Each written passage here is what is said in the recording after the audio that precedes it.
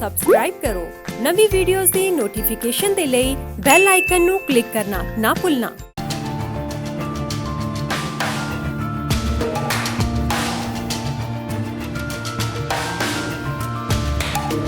Welcome to another edition of the Insight Show here on the Akaal Channel. I'm your host, Jaswant Bora. Thank you for tuning into another edition. And today we'll be discussing something on an international scale with a very interesting guest all the way from Los Angeles, California, by the name of Bill Murray. And just for the viewers, it's not the actor that's in Ghostbusters.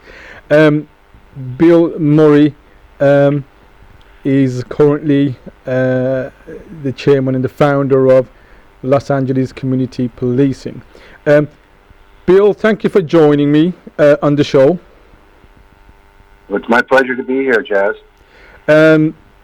Just to sort of give a bit of a overview of yourself, you've had volunteered for the Los Angeles Police Department during the 1990s. You're the founder of the LACP, which is the Los Angeles Community Policing, which was developed 2002, just post 9/11. It's grown to be one of the largest forums for community safety in the US and in comparison to other parts of the world. You've sat, I believe, on the board of the LAPD for the community and other decisions are concerned. You've had a spell in show business, and you are the chairman of area so-called neighborhood councils organizing committee and the chairman of that same group, public safety committee. You've been quite busy there, Bill. I have been. Those last two things, the neighborhood councils, I'm no longer involved in, but I was involved in their birth, which happened in the early 2000s, and I was a primary player all over the city in trying to get them to come to fruition. Now they are in place, and there's 88 of them all over the city. And this is another way that the community can be engaged with government, and it does relate to community-based policing, which is the central thing about Los Angeles Community Policing, LACP.org. So the neighborhood council thing, I've finished that job. Well, I know that for your hard efforts and labour, you're trying to take it a bit more easy, but obviously your contribution has been invaluable.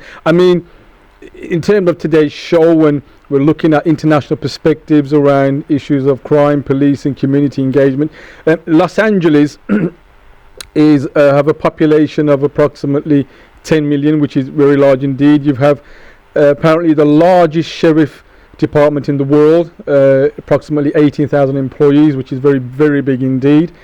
So therefore it's a very big, most second popular destination in America, just behind New York, I think. So in terms of the scope and the magnitude of what you've covered, in your view, Bill, being the founder of a very kind of strategic, instrumental non-profit organization,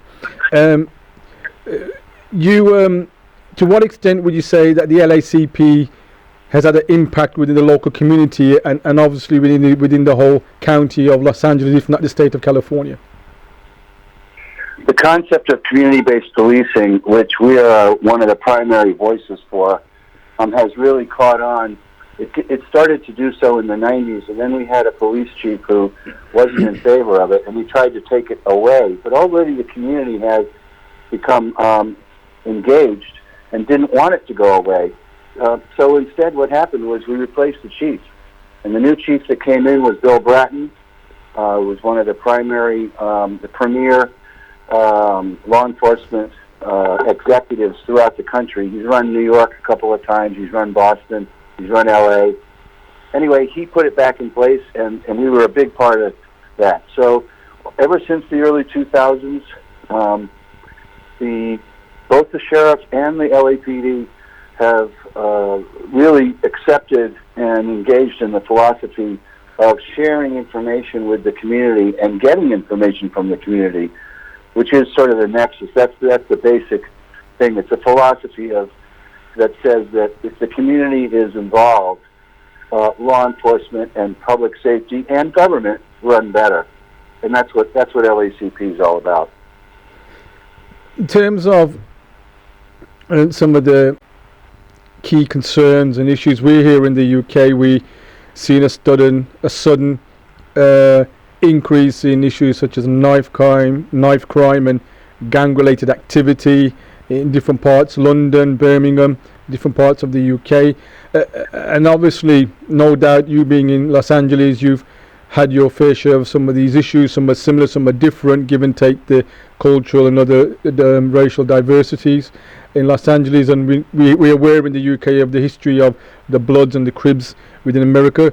What are some of the key issues faced by yourselves as an organisation, LACP, which we'll talk a bit more about? But are some of the key issues similar to what you're seeing here in the UK and other parts of the world? Well, yeah, we try to bring people together. You mentioned the Bloods and the Crips, and that's two gangs who were black African American gangs from South LA. But there's 350 gangs in Los Angeles, and the vast majority of them are small size, and they're Latino. But they fight against each other. There are also gangs that are still black. There are also gangs that are Armenian and so forth, and the Korean and Filipino. So that's a giant challenge for us, and it always has been.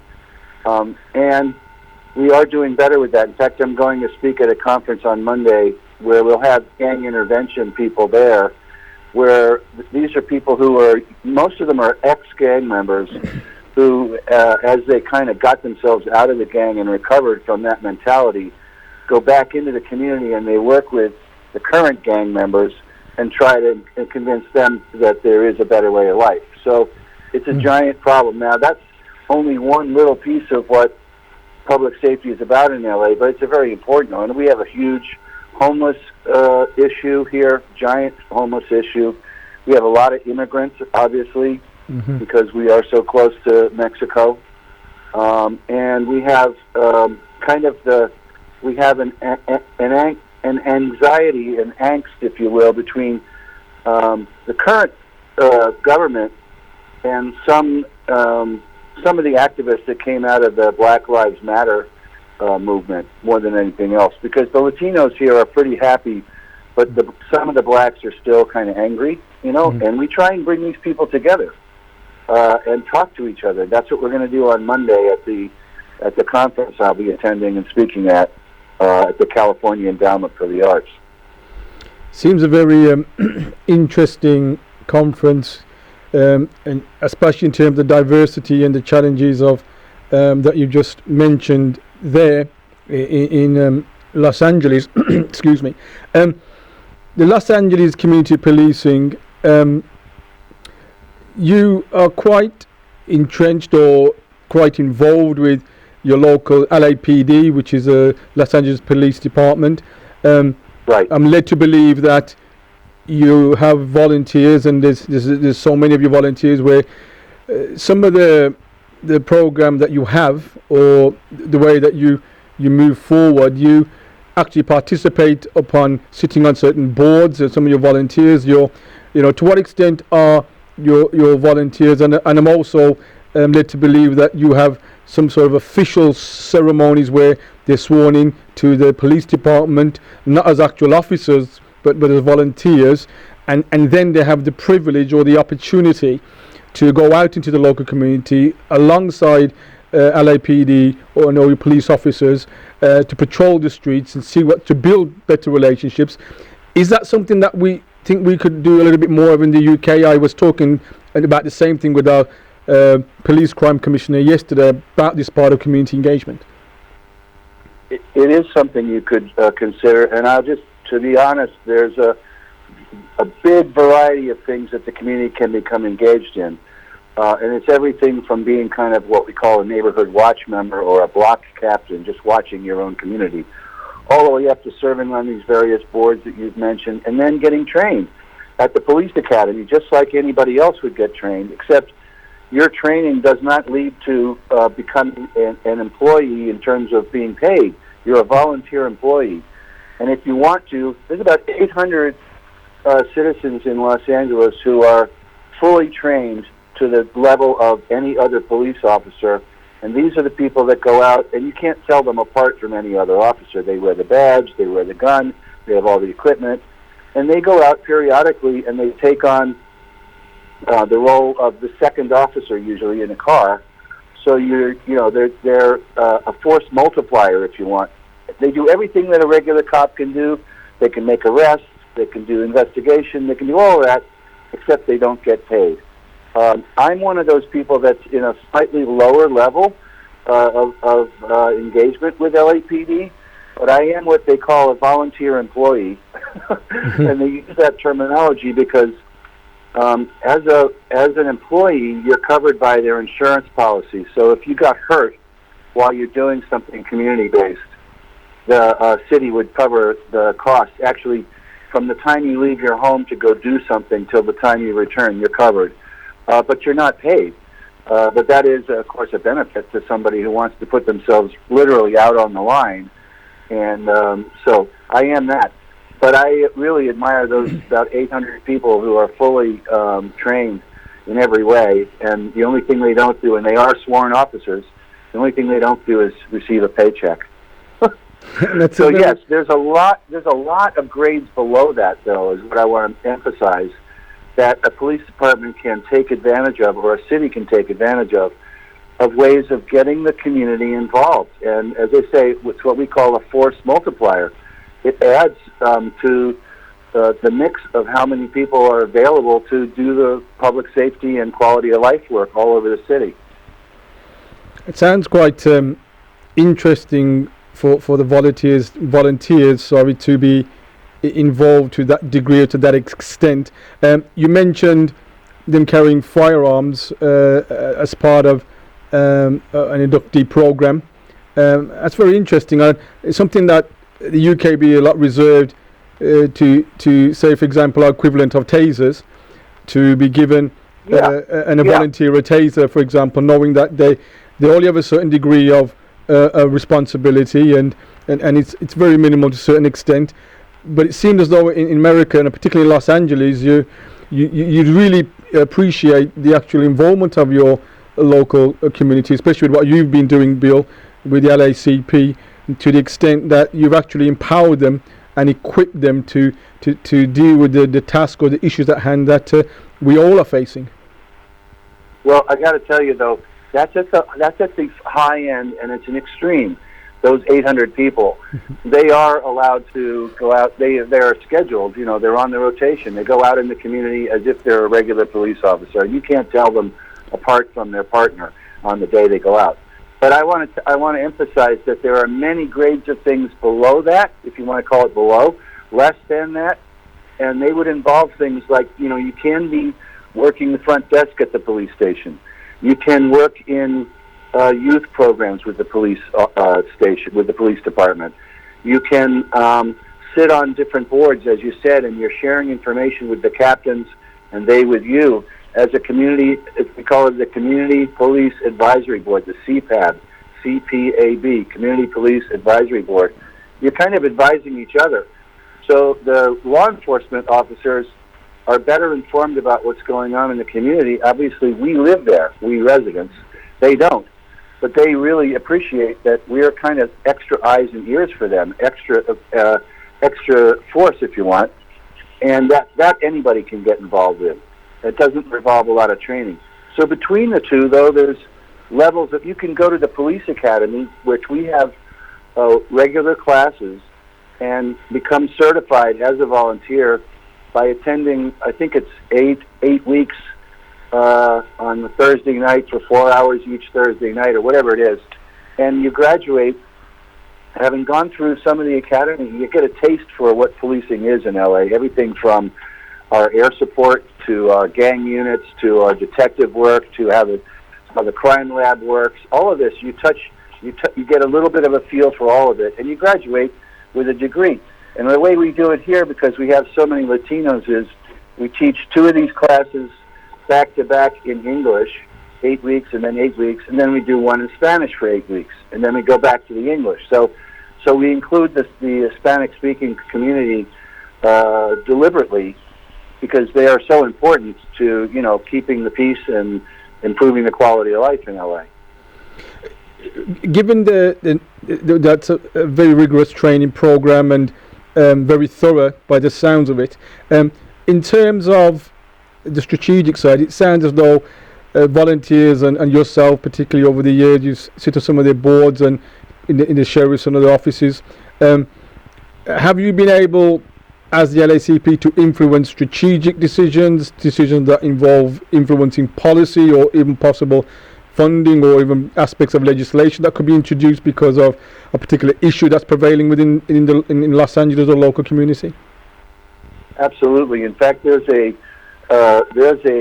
requirement at every government meeting to follow something that's called the Brown Act. It was named the Brown Act after one of our governors years ago.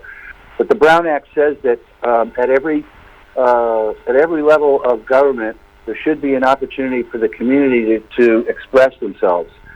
So if you go to a meeting at City Hall, there will be a time given for the community. And now I'm not talking about you can give testimony for a half an hour, but you can talk for 3 to 5 minutes about your concerns and bring them to the attention of the body that you're missing at, you're trying to influence. But there are also many community opportunities on different kinds of committees and boards and so forth where they seek community involvement. And yes, you do have, therefore, an input.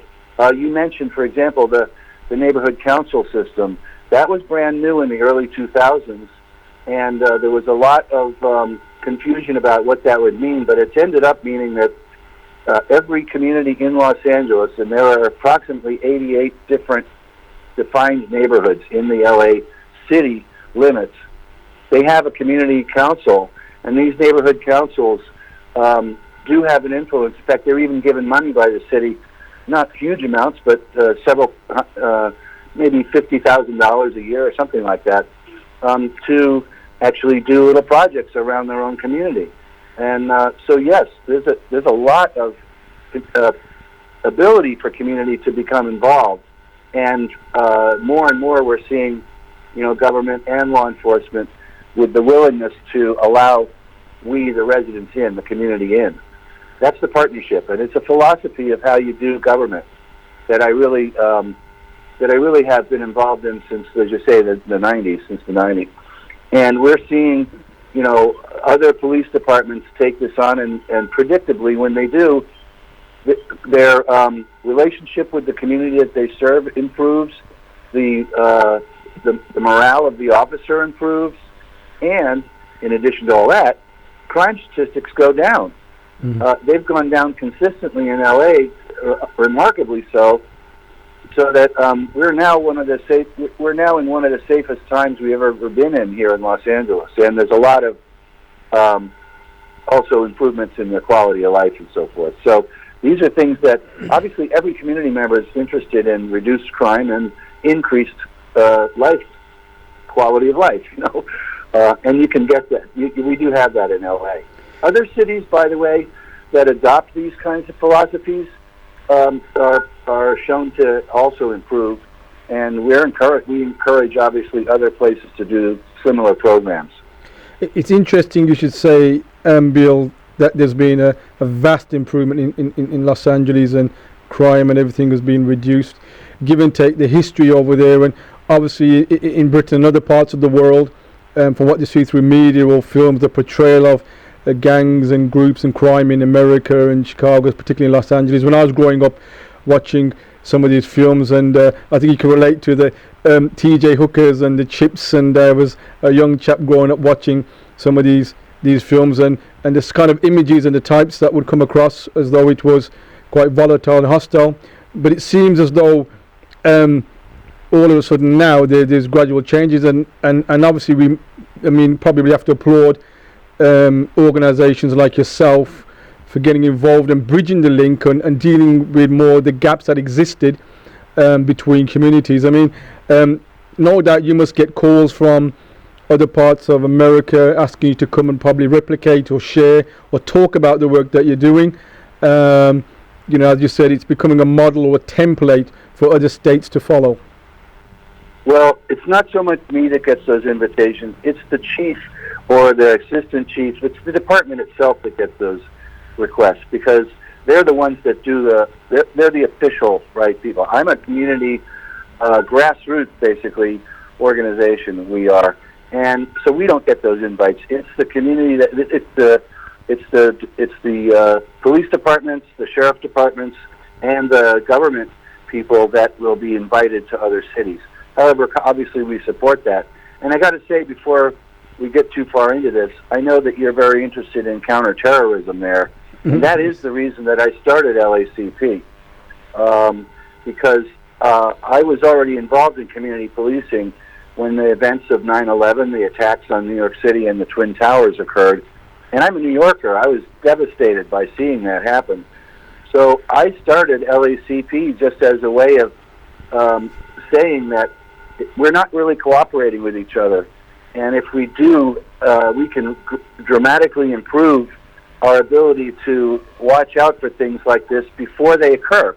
And, you know, predictably what's happened is we've had things like our Department of Homeland Security, our FBI, our Justice Department, and so forth. They've all started to cooperate, and also with local police. So no longer do police feel like whatever information they generate belongs to them. No, it belongs to the whole country. It belongs to whoever can use it. And there's a lot of sharing going on, even in the agencies. What's that meant in Los Angeles? It's meant that we haven't had any terrorist attack here. None. And we've thwarted quite a few. There were several that became publicized, but there are far more than people have any idea about. I'm referring to, for example, there were a couple of potential things that could have occurred at a big airport, LAX, and they didn't happen because they were discovered in advance of the actual attack and stopped.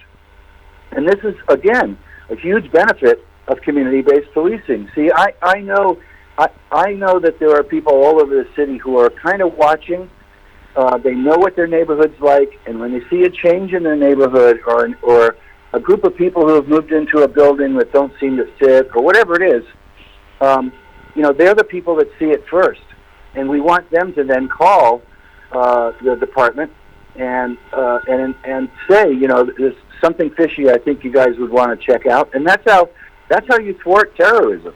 You have to have people that are willing to make those calls. And our expression here is, if you see something, say something. That's our expression all over the country. And it just means that don't keep it to yourself. It doesn't belong to you, the department, and it doesn't belong to you, the citizen, and it doesn't belong to the federal government. It belongs to everybody that's engaged in, you know, in trying to keep these terror attacks as low as possible. And as you probably know, Jazz, most of the problems that we've had have come from disgruntled individuals, but there's been no big coordinated attacks. These are people who, because we have a proliferation of firearms, they find it easy to buy guns, and, you know, they'll go into a church and they'll shoot a bunch of people, or they'll go into a club and they'll shoot a bunch of people. But we don't have the mass terrorism that we had at 9/11, and we haven't had it. I mean, I'm going to knock on wood when I say this. We haven't had one since. So that's why I started LACP. Because of that, I was so upset by what I saw at 9/11. It's interesting and refreshing and quite soothing to hear. I just said in Los Angeles and state of California, but particularly Los Angeles, not being much of terror incidents, and how this was from, no doubt, organisations and government bodies and security services, you know, your FBI's or your CIA will be interested in programs or organisations such as yourself, bridging that gap. As I said, we said earlier, and we've had, and on the Insight show with ourselves, we've had guest speak around radicalisation and terrorism, counter-terrorism, and different contexts to that. And obviously we've had our fair share of attacks, and obviously America was the whole turning point in history of September the 11th. So it's interesting. You've done work just post 9/11 and somehow managed, by the sounds of it, to prevent certain attacks from happening. So it seems like there could be again another model far as the prevention of radicalization or terrorist groups or ID people, with ideological views from flourishing. Right. And I tell you, Jazz, it's not just preventing them; it's also responding to. God forbid, there's a disaster of some sort. Some of them are man-made, some of them are natural. But we've learned how to a little better train the community to be responsive to things like we have a group called CERT. It's the Community Emergency Response Team. It's all over the country, and CERT trains people to do triage and to work with police departments and fire departments. And they're identified people. They have a little uniform they wear. It's like a green vest and a green hat. And if there was, let's say, for example, an earthquake, CERT people would go out and they would help to direct the emergency response people to where some of the problems might be. For example, they know where the elderly live. They know where there are kids. They know, and so forth. And so that's another way of doing it. I mean, I've also been trained by the FEMA people and the which is a federal emergency response people, and in terms of terrorism with the departments that run programs. I was in the first class of people, for example, that got trained for some of this years ago now, but now it's kind of what we expect. I mean, we expect people to come out, and it does make a big difference. It makes a big difference, not just a little, but a big difference. It sounds like, in terms of the good practice and the work we're doing, it sounds like, do you believe there should be some more, we've got a couple of minutes left, there should be a bit more collaboration between countries and governing bodies, organizations around some of the good work such as yourself and others are doing? And we talk about United Nations, and we can talk about NATO and what the White House and Number 10 is doing, but on a practice level and these kind of community issues, for the couple of minutes that we got left, do you think we need a lot more collaboration on an international scope? Well, I think that's the answer to problems that are local, regional, statewide, national, and international. We can't pretend that we don't live in a global community anymore. We live in a community. The whole world is interacting. You might see this a little more with the other thing that I do, which is the adult survivors of child abuse thing. But that's just an example of something that's really international, and it's a pandemic problem. And until we can all, get on the same page, at least to a little degree, and start talking to each other, we're not going to fix it. And the same thing is true with terrorism. Now, there are things, I've got to say, that the community should not be engaged in. We should not be spies. We should not be vigilantes. Absolutely, yeah. We should not serve on military, in the military unless we are military. We shouldn't be armed. This is my opinion. But we should be informed, and we should know how to reach out to each other, and we should know how to share information. Yeah. And yes, this should be an international thing, absolutely, because it's called, learning best practices. Yeah. If that doesn't know any boundaries, it doesn't know any borders. Well, Bill, and I think we agree, and obviously this is the way forward, but I'm just concluding now, but I can say thank you very much for joining us on the show from Los Angeles, and I don't know, after you probably can grab some breakfast or something, but it's been interesting listening to the work that you've been doing, sharing it to our viewers, and probably wider, local, national and international. They get an opportunity to hear. But Bill Murray, thank you very much for joining us and tuning in to the show to participate in this interview. It's my privilege, and I'm happy to do this anytime for anybody. So, they should go to look at LACP.org, and my information's there, how to contact me. Thanks a lot, Jazz. Thank you, Bill. Take care. Have a nice day. Okay. Thank you. And thank you for tuning into the Insight Show here on the Sky's Akaal channel. My name is Jaswan Bora. Until another show or another edition of the Insight Show, take care. God bless. Thank you for watching.